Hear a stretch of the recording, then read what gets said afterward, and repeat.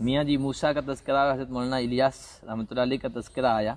تو ان کے حوالے سے ایک مشہور واقعہ ہے کہ میاں جی موسیٰ علیہ الرحمٰ نے حضرت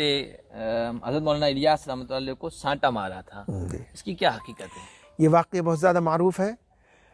مولانا میاں جی موسیٰ صاحب علیہ الرحمہ کی اولاد میں 5 بیٹے ہیں۔ بڑے بیٹے کا نام مولانا ایوب صاحب ہے،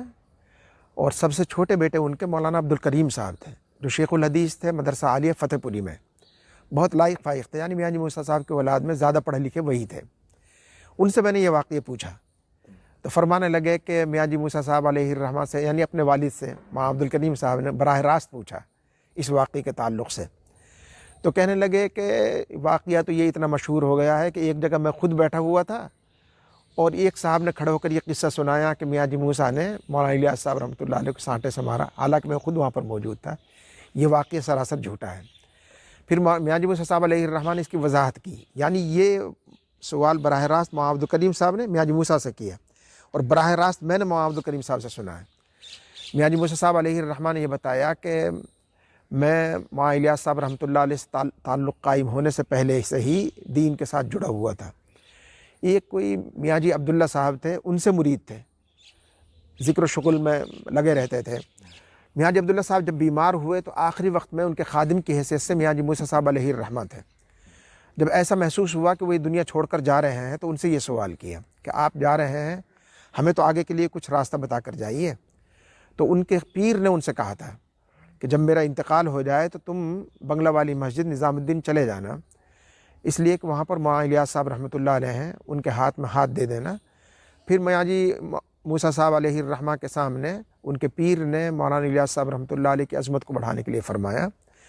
کہ ہماری مثال مولانا الیاس صاحب کے مقابلے میں ایسی ہے جیسے مولانا الیاس صاحب سمندر ہوں اور ہم چڈھوکلا۔ میوات میں برسات کے زمانے میں بھینس جب چلتی ہے، اس کا پنجہ پڑتا ہے تو اس کا ایک چھوٹا گڑھا بن جاتا ہے، اس کو میوات کی زبان میں چڈھوکلا کہتے ہیں، اس میں تھوڑا سا پانی ہوتا ہے۔ تو پیر صاحب نے کہا میری مثال تو چڈھوکلا جیسی ہے، اور مولانا الیاس صاحب رحمۃ اللہ علیہ کی مثال سمندر جیسی ہے۔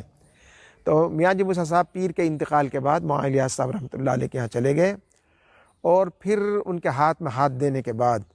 وہ فنا فی الشیخ کے اس درجے پر پہنچے کہ 45 سال تک گاؤں کے باشندہ ہونے کی حیثیت سے واپس نہیں آئے۔ مولانا عبدالکریم صاحب نے فرمایا کہ میں نے والد صاحب سے پوچھا کہ کام کا طریقہ کیا تھا اس زمانے میں، تو میاں جی موسیٰ صاحب نے بتایا کہ مولانا الیاس صاحب رحمۃ اللہ علیہ ہم کو تقاضے پر بھیج دیتے، فلاں علاقے میں جانا ہے۔ کئی مرتبہ ایسا ہوا ہے کہ ایک تقاضے کو پورا کر کے 8 مہینے میں ہم واپس آئے ہیں۔ تو 8 مہینے کے بعد جب لوٹتے تھے تو دل میں یہ جذبہ ہوتا تھا کہ اب نظام الدین پہنچیں گے، اپنے کمرے میں جائیں گے، غسل کریں گے، 1-2 روز آرام کریں گے۔ 8 مہینے کے بعد جب ہم پہنچے تو دروازے پر ہی مولانا الیاس صاحب رحمۃ اللہ علیہ کھڑے ہوئے ملے، اور وہیں دروازے پر کھڑے کھڑے پوچھا بتاؤ میاں جی کیا کارگزاری ہے؟ تو جو تقاضا پورا کر کے آئے تھے وہ کارگزاری بتائی، اور میاں جی مولانا الیاس صاحب رحمۃ اللہ علیہ نے فرمایا میاں جی ایک دوسرا تقاضا ہے اس پر چلے جاؤ، تو دروازے سے ہی واپس ہو گئے۔ ایسا بارہا ہوا ہے۔ تو مولانا الیاس صاحب رحمۃ اللہ علیہ کے ساتھ لگنے کے بعد پھر اس کام کے لیے اپنا آپ کو انہوں نے وقف کر دیا، اور شیخ کی ہر مراد کو پورا کرنا، ہر تمنا کو پورا کرنا، ہر حکم کو پورا کرنا، یہی ان کی زندگی کا مقصد رہا۔ ان کا خود کا سنا ہے واقعہ مولانا عبدالکریم صاحب نے سنا ہے کہ مغرب کے بعد حضرت کا معمول تھا بنگلہ والی مسجد میں نیچے بیٹھ کر ذکر فرمایا کرتے تھے،